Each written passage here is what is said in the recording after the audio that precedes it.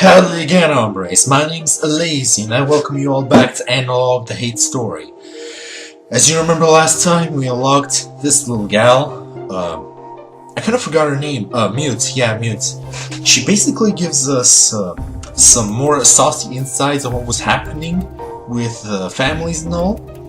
And we're now back to see what other files we have unlocked. By the way, I've also unlocked an achievement. I don't know if you're gonna see it on the screen. Yeah, this achievement here. Successfully gain admin access to restricted UK SPA computer system.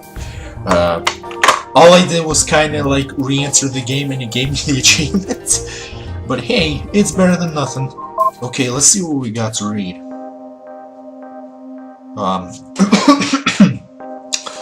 Unsent letter 3. Oh, Sojin. How anyone can manage this, I do not know. Okay, wait a moment. As I was reading. How can anyone manage this? I do not know. Whenever I am with you, I feel as though there is so much pressure to be perfect, to not let you down, as if every hour of our being together is like a marriage interview with an emperor. And yet, I can't stand it when you're gone. All I can think of all day is how I could hold your attention for the next time. The night you snuck over knowing my husband was out, I was so terrified. You just suddenly appeared on my doorstep, your face veiled as if you were a noble woman, and I knew I could hardly turn you away. Do you know why? For I immediately went to make you tea, making you wait in the other room, to give me a chance to calm my nerves. I was surprised to realize you were just as nervous as I, so I knew I could take advantage of that. I put both cups on the same side of the table and sat cross-legged. Come, I said, sit with me, and gestured. You were so graceful and sitting on my lap, your small body just the right size, and I saw that even you couldn't help but blush, and so we drank tea together. But halfway through, you put your cup back down and turned around, so you were facing me, our heads just inches apart. You whispered, forget about the tea. Clasping my free hand, your tiny fingers intertwined mine, you kissed me, so softly. Up until that point, I had been so worried trying to figure out what I should do. Was I playing the man's role, or were you? But after smelling the scent of your breath and tasting the sweetness of your lips, how could I possibly ignore the passion stirring enough to care about such things? It sounds like a fanfic all of a sudden, you know, like those weird fanfictions you read across the internet or whatever. Yeah, it sounds kinda like that. I put down my cup and took you by the chin, gently pushing you away. Oh, what longing and uncertainty was in your eyes at that moment, beautiful Hannah. I smiled as I stared back on them, intoxicated with the fact that I had you now literally under my thumb.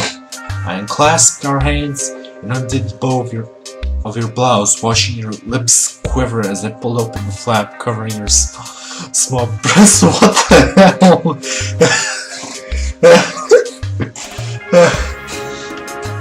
Running my fingers along the edge, I admired just how soft they were, so perfectly shaped. Are you sure? You started to ask, but I silenced you that kiss you were so eager for. Shivered as I enjoyed the taste of your mouth, and were so anxious when I stopped and turned you back around once more.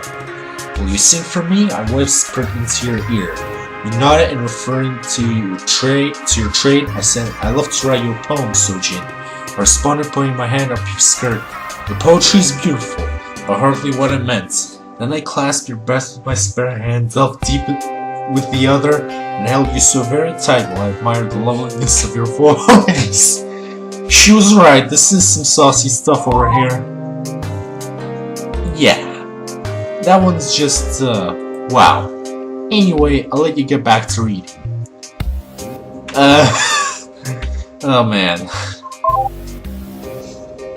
It kind of reminds me of those fanfictions PewDiePie did a video on a couple of months ago, I think. A fanfiction like gay stuff between Dumbledore, Hagrid, and Harry Potter, and they would read the fanfiction in Gmod style. That kind of reminded me of it, and I don't know why. Okay, unsent letter 4. Hannah. You know what the first thing they teach you about this role is? Of course you do. I told you all about it. The first thing they teach you is to never fall in love. Nobody had ever actually said, make sure you're in control. But that's the only way it'll ever work well. I'm supposed to be the one making people fall for me.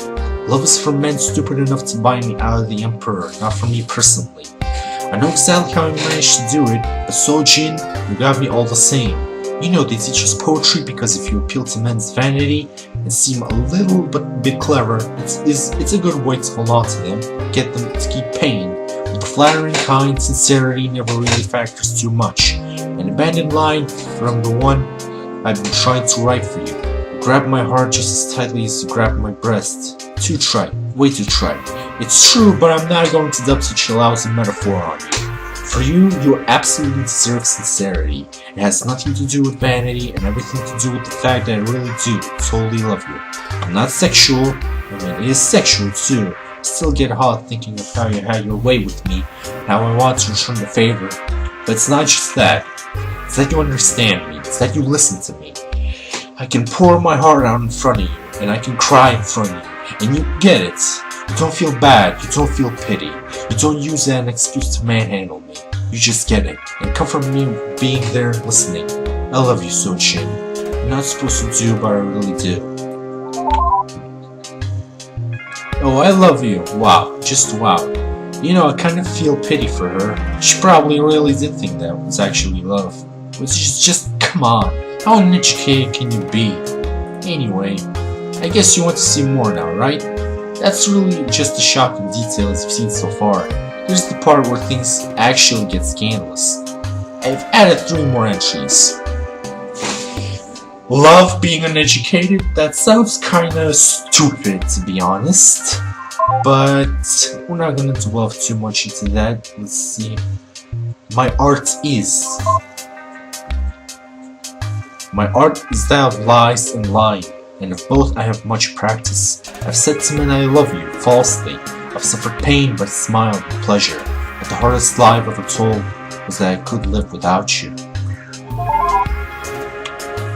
Man, how's that for verse? Really, it's not the translation, I assure you. It's not exactly any better than the original Korean. Can you believe that was actually written by someone who had studied poetry for years? Seriously?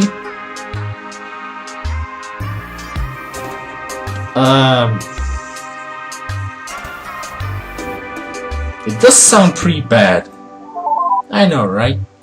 Well, it's no surprise, I guess. I mean, for one, I'm pretty sure all poetry written by 16-year-olds is just inherently awful. She's no exception. She doesn't know anything, it really shows. But, well, you know, more than that, she's still a whore and a woman. To be fair, you wouldn't really expect any better, regardless of age. Don't know much about the subject, but I mean, come on. There's a reason why men's poetry is what gets studied and taught, and women's poetry is just used for seduction.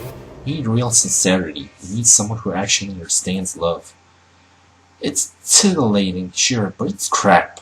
Anyway, though, I guess you want to see the other poem that whore wrote for her?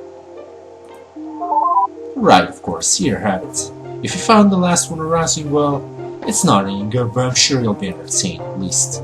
Sorry, I can't at least give you one that was meant for a man, though. That's all the horse poetry for Sojin. She didn't seem to write down the ones she did for anyone else, so that's all you can get. Okay, thanks for the info. That is insightful pretty much, but... Pretty flower. Pretty flower, who could plant you, then abandon you in your bed. Each day I stop to admire your aroma. Will you garden mine? Each night I pluck my own petals, but dream of yours alone. Man, how's that for verse? Really, it's not the translation, I assure you. Oh, she says the same thing, okay. Let's see what we got more. Unsent letter 5. 5 pages. No, Sojin. It was only after I finally started to become comfortable with you, confident that you really were mine and that I didn't have to work to impress you, that things got complicated. My husband had left for the day and you were still lingering, having spent the night with him, but it was for me that you had a new love poem, and I undressed you while you sang it. When you were done, you clung to me, stripping me in turn while I simply kissed you, ran my hands from your tiny waist to your smooth ankles. Soon enough we were both naked. At first I felt so uncomfortable exposing my body like that to you, as if you'd see it when I finally realized how old I am. But you never did seem to mind. Now as you placed soft kisses on my breasts, and nor as you straddled me with your legs around my waist and arms around my neck, so entranced was I at that moment, and I never heard the footsteps outside. We had just started to kiss when the door suddenly opened. What a scene to walk into! There my husband was, in the doorway, his courtesan and wife naked together, mouths still connected by a strand. For a moment nobody said anything. In that time I felt terror as never before in my life. Sangmin is not a gentle man, and while he'd hardly ever raised his hand on me, I was still overwhelmed with horror that he might hurt me, or even worse, that he would hurt you. I had seduced you, but in that moment I realized, if he did try, there was nothing I could do to protect you. But just as we were stammering our "I'm sorry, sirs," he just laughed and laughed. "Well," he said, ogling us with that cold stare of his, "I'm certainly paying you enough for two." And he walked over and raised his hand, and I stared in terror. All he did was pat you on the head, as though you were a child. I don't know what she told you, but I don't have to pay any attention to her. Easier to just ignore her, really. All I could do was start to stammer. I wanted to, we were both so afraid, but he just laughed and shrugged. "Whatever," he said, as he passed through the other door. Neither of us knew what to do, but then climb off each other and scramble to cover ourselves back up. We were both clumsily tried to dress ourselves, Sangmin walked back to the room once more, carrying a satchel. He'd forgotten it for work, I suppose. You don't have to stop on my account. If you ask permission, you can do whatever the hell you want, he said. Then he laughed again. Don't know what you think you're even going to do, though. Are you two missing something? I wish he had struck me instead. It would have hurt me far less than what he said. What you have watched me do. Yeah. Just imagine that scene. Her and her whore pleading with her husband, being mocked like that. What do you make of that? It's kind of pitiful. Man, they both sound so, I don't know, cruel and disrespectful. Ugh. Okay, let's go with this. I know, right? I mean, really, what an awful, pitiful scene. I'm not saying he didn't have the right to say those things. Of course he did. That's his prerogative. Sure, she was a bad wife, but still, even if you had the right, this is a shady way to treat her. He should have been a better man than that. Just really, what a pathetic scene, just absolutely pathetic. She should have been ashamed, not laughing. Just no sense of shame. I'm glad you think so too. Anyway, I'll get you back to reading.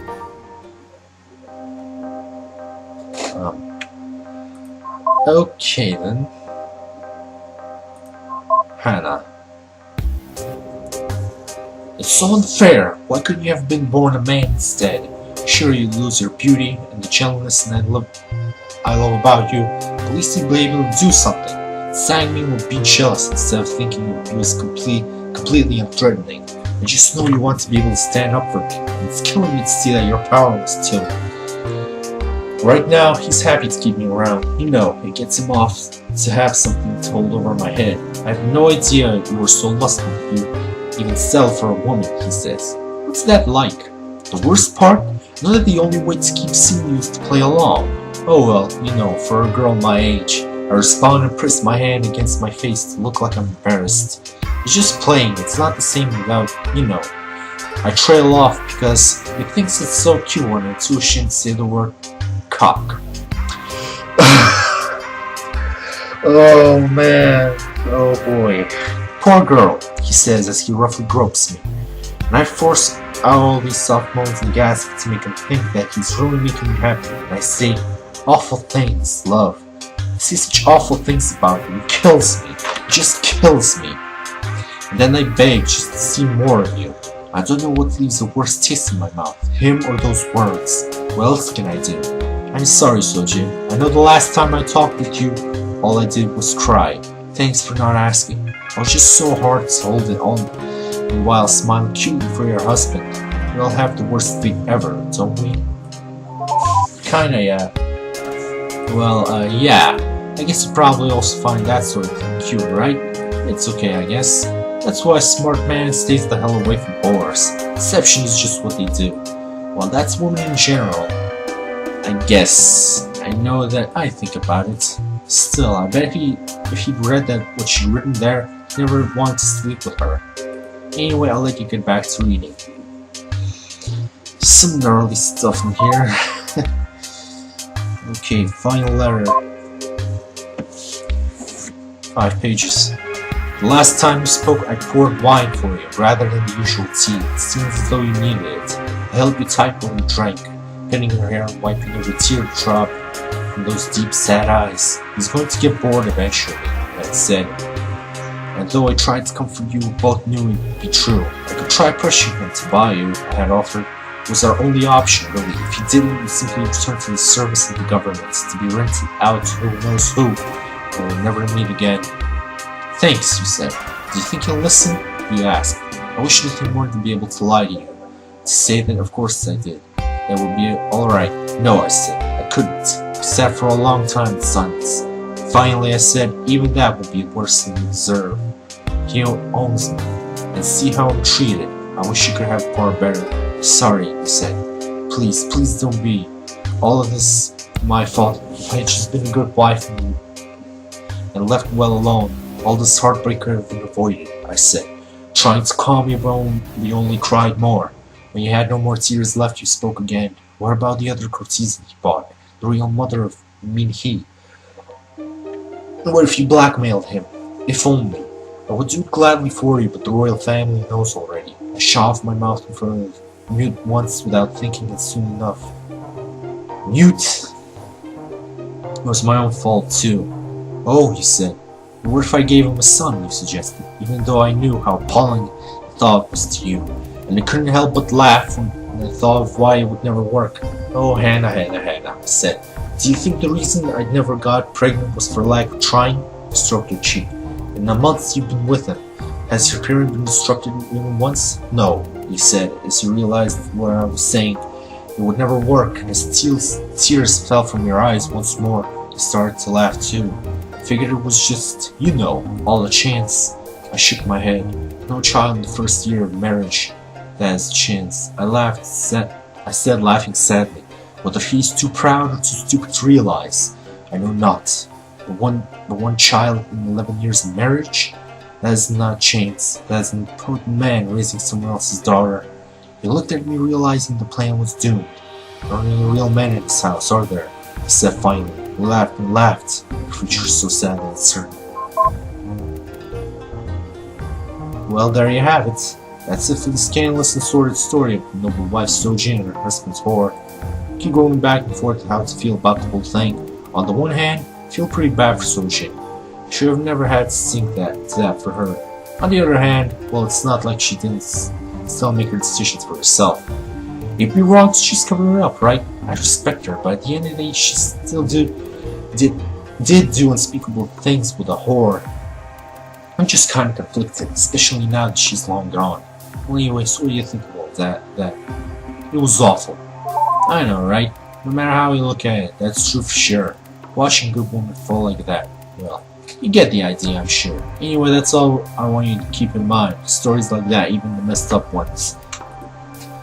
There's a reason why the last one dates to the year 322. It's not that their affair came to a conclusion, it's that they just both died. So yeah, even if it is one hell of a story, it's one that ended completely abruptly. Just remember that, alright? Okay, we'll do that. I'm sympathetic to her and all, I really am, but look, I still had to tell my mistress all about it. I couldn't just hide that. Frankly, I don't think she would have been gossiping about it, not least of all to a whore. Doing unspeakable things to her, well, that's messed up. It only affects herself. But telling the whore about her husband's failings, that's just reckless. That could harm the whole family. Not that the family needed any help cementing its ruin at that point, but it's the principle of the thing. It's still wrong. Anyway, I'll let you go back to reading. Okay. Pretty much all the things are wrong with this. I'll go with that. Oh, there are several more blocks opened. Okay, block 2 is all been read. Block 5.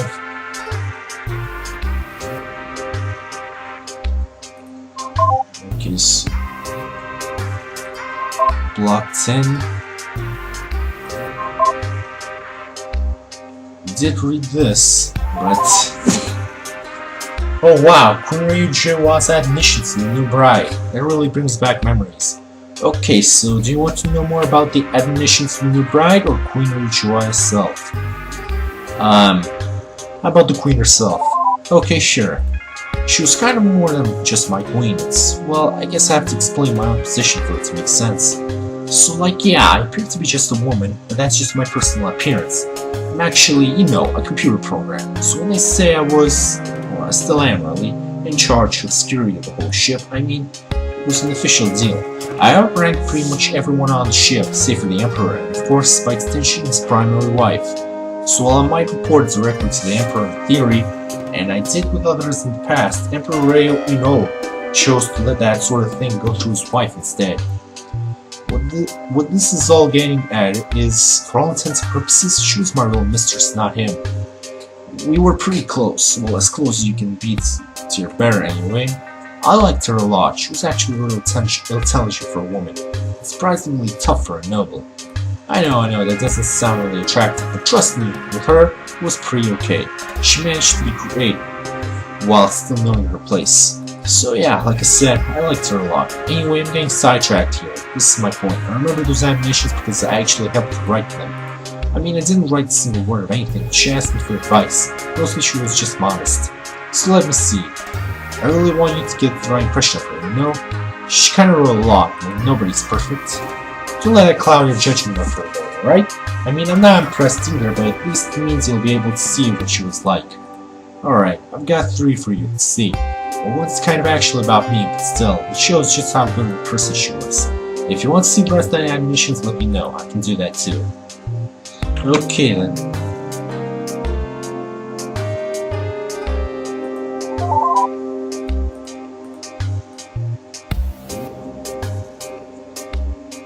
Oh, alright. She is saying new things. I kinda miss Hyunae already. Well, when your parents do find you a wife, your mother probably has a set of these prepared for her, assuming she knows how to write, at least. Anyway, the point is, it's considered fairly typical for a new gentleman's bride to get a series of verses explaining what will be expected of them as a wife, as well as just friendly advice.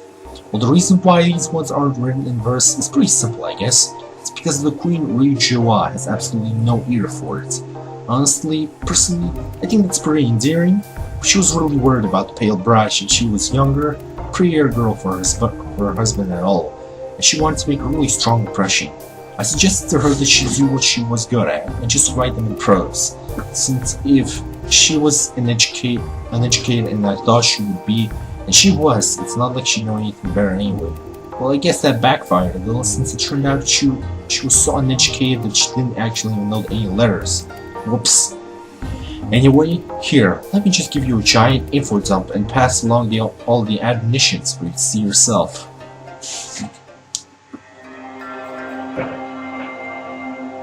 Wait, we still can show her the message? Why? Well, I think I'm exaggerating when I say that letting my mistress tell that crazy bitch they had my password is surely the greatest mistake any man has ever made in the entire ship's history. Haha, whoops, didn't realize they actually use it. As if anything good could possibly come out of trusting woman with that sort of power. I mean, sure, he was counting on her not knowing how to use the computer rather than being some sort of genius with it, but come on. Well, I'm sure you'll see for yourself soon enough. Okay, no more information. Whoa, that's a lot of admonitions. Okay, we'll start with part 1. To the woman who will marry my husband, as you are doubtlessly aware, it is traditional for a noble man's mother to write poetic admonitions to be sent to the bride to be before she enters the family, explaining the circumstances and proffering advice to her. Sadly, her mother-in-law is long since departed, leaving the responsibility in my hands. There are such any letters sent to me for reasons which I'll explain soon enough, but I have furthermore studied verse only enough to know that I'm unable to write it well. I hope you do not think less than me, young pale bride, for addressing these letters in plain speech instead. Rather pay attention to my words over my form. Please do not be hasty in writing these letters after me, for your own sake. I hope you find the advice and knowledge impart on you useful. Yeah, like I said, I suggested she just wrote them in straight prose. As for the reason why she didn't get anything from her own mother-in-law, well, that's pretty complicated. We're kind of some issues in family tree. You'll see what I mean if you read on.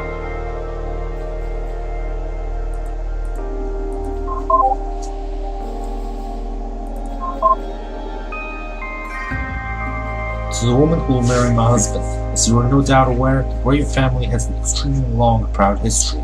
Every man to hold the title of Captain Emperor has always been of our house. We are here to make sure that continues for another generation.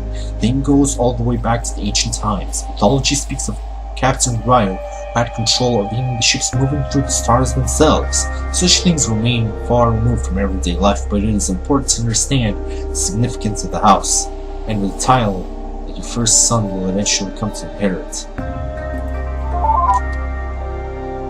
All of that sounds like a kind of simplistic explanation. You have to understand, it's not really like anyone had the frame of reference to really get space travel. Even I only sort of barely understand it, and I'm the ship's computer. Imagine what it must be like for some barely educated woman in society that doesn't really understand the technology, having only ever lived inside the ship. So the description of the captain and emperor role is, well, it's a little mythologizing. Okay, but it's pretty much accurate, right? I guess there's a point there. Okay, one more letter and we can go. To the woman who will marry my husband. It is an obvious matter that I do have the same family name as my husband. The official stories, if you have not already heard it, is that we are cousins, making our marriage improper and less than ideal, but somewhat acceptable given the circumstances. At the time, there were no noble daughters who had not already been promised or given away in marriage, and obviously a girl of any lesser upbringing could not possibly be suitable as a queen. Hence, cousins would simply have to do. Strictly speaking, this is all true. The part about 3 not being any noble daughters available is not a misrepresentation. As far as any official genealogy is concerned, the emperor is the son of my father's brother. The part which she may not speak of openly is that he is the old emperor's son only by adoption. As far as blood goes, my husband is also my brother. As children, we never lived together, and would, of course. Sounds kinda incest. Yeah, that's okay. What she's suggesting? That's gross and wrong, and definitely, well, I don't think it's a bold move, even begins to cover what she's saying. I feel bad saying this. I liked her, we were close, she was a good woman. But my real master was the emperor, and it would be a service to give her a pass on this. She was way over the line there. I think it's damned irresponsible of her to have even considered telling the pale bride that. How does she even need to know? Anyway, I don't even buy the implication. I don't think it's even true. I don't know if you noticed, but the Mugungwa's birth rate, sir, well, it's not good. It had been bad for generations, but they were just getting worse and worse. Among noble families, there weren't even a replacement rate anymore. I have no idea why. No one really ever wanted to acknowledge it. So what I'm saying is, even ignoring the fact that he won it, and her suggestion is just wrong. I don't think the emperor would have to contrive it so that we weren't any noble daughters of proper age. The simple fact of the matter is, that sort of incest ended up being necessary, and apparently didn't help since even she couldn't deliver a son anyway. No awful and inappropriate theories are necessary. Yeah, that is kinda messed up. Okay, we're gonna stop. Oh, whoops.